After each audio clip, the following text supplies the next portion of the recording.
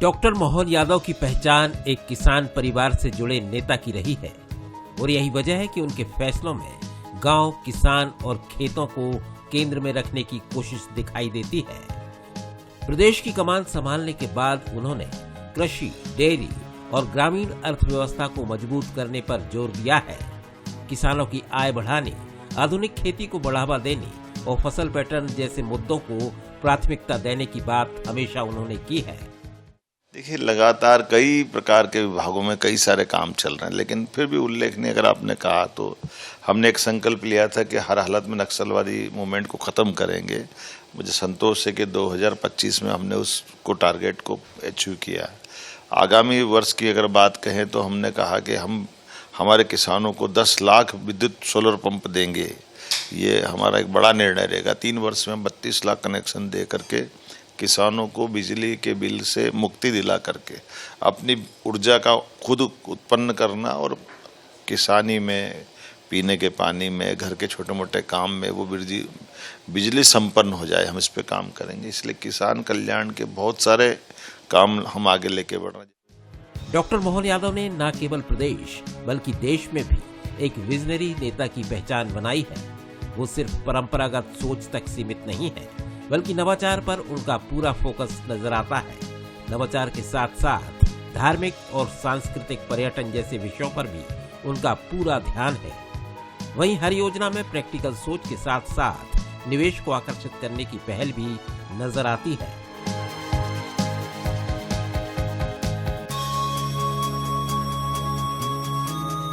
युवाओं के लिए रोजगार के नए अवसर पैदा करने की कोशिश उनकी सरकार के प्रमुख एजेंडे में शामिल है। डिजिटल गवर्नेंस, इंफ्रास्ट्रक्चर और इंडस्ट्री को लेकर भी तेज फैसले लेना उनकी कार्यशैली की पहचान रही है। टूरिज्म कॉर्पोरेशन का मैं चेयरमैन रहा हूँ, तो अब टूरिज्म के सेक्टर में तो हमारा एक नहीं, रिलीजियस टूरिज्म, धार्मिक पर्यटन का बड़ा दायरा है। महाकाल के अंदर बीते साल जितने लोग आए थे पूरे देश के किसी स्थान पर नहीं आए, और हमारे टूरिस्ट की अगर संख्या देखें तो वो भी हमको देश में नंबर 1 पे ले जाती है।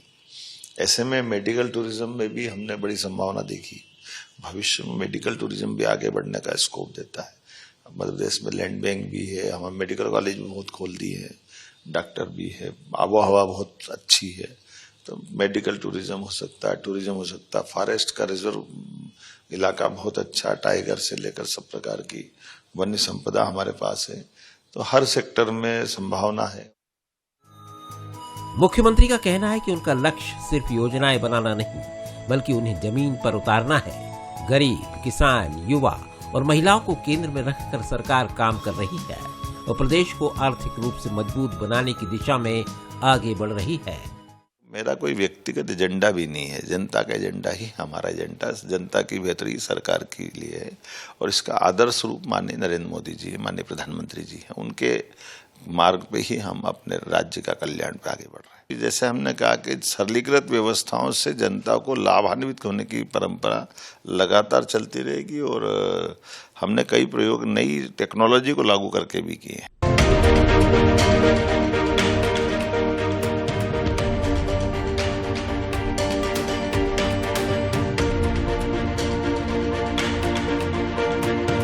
बड़े से बड़े पद पे पहुंचने का कोई गुरूर है ना, छोटे पद पे मलाल है।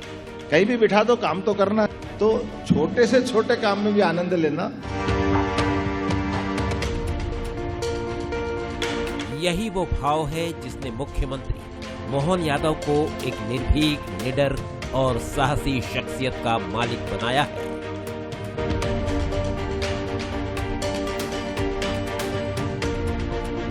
और उनके इसी गुण ने उन्हें इतने कम समय में ही एक निर्भीक और समर्पित मुख्यमंत्री के रूप में स्थापित किया है।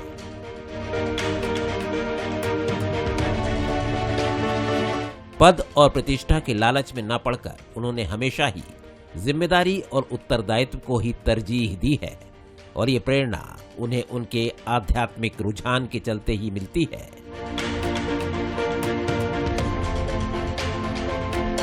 हम जिस पार्टी के साथ बंधे हुए हैं, आप बताइए, यह बिजली का बल्ब जल रहा है, यह सामने लाइट जल रही है, इसमें लाइट में जलने की क्षमता तो है, लेकिन उस स्विच की ताकत क्या है ये इसको मालूम नहीं है क्या? अगर वो स्विच ऑफ हो गया तो ये मर जाए तो भी नहीं जलेगा, इसको क्या हो जाए, जल सकता है कभी? ये इसकी अपनी क्षमता योग्यता हो सकती है, लेकिन बिजली के करंट से प्रवाहमान होने की जहां की स्थिति बनेगी उस स्थिति का भी इसको भान रहना चाहिए। ये अगर उससे अलग जाएगा तो बात नहीं जमेगी। मुख्यमंत्री मोहन यादव ने पद संभालते ही अपने साथी मंत्रियों और विधायकों से लेकर अफसरों तक ये साफ संदेश दे दिया कि सुशासन के मामले में कोई समझौता नहीं होगा और इसकी शुरुआत खुद के उदाहरण पेश करने से ही होगी।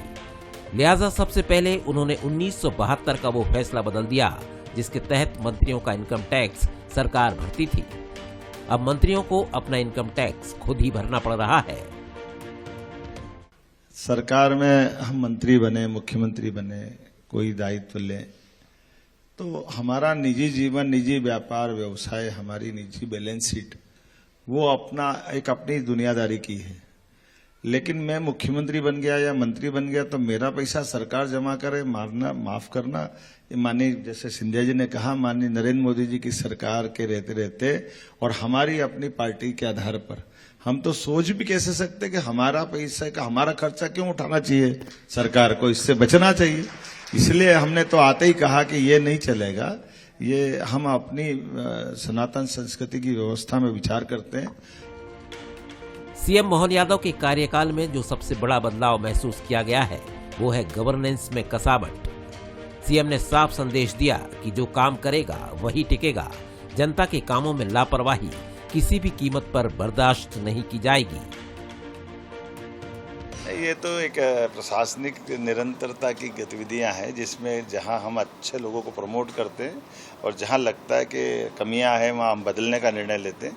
मैं आपके माध्यम से अपील करूंगा कि हम जन कल्याणकारी योजनाओं के लिए प्रतिबद्ध है, सुशासन के लिए प्रतिबद्ध है। यशस्वी प्रधानमंत्री के नेतृत्व में देश में सुशासन का माहौल है और हम उस दिशा में लगातार आगे बढ़ते रहेंगे। जो काम नहीं करेगा उसको मैदान से हटाना, योग्य लोगों को बढ़ाना, यही प्रक्रिया है। निर्भीक और निडर लेकिन भावनाओं से ओतप्रोत मुख्यमंत्री मोहन यादव की शख्सियत उनके पिताजी के आशीर्वाद से ही बनी है।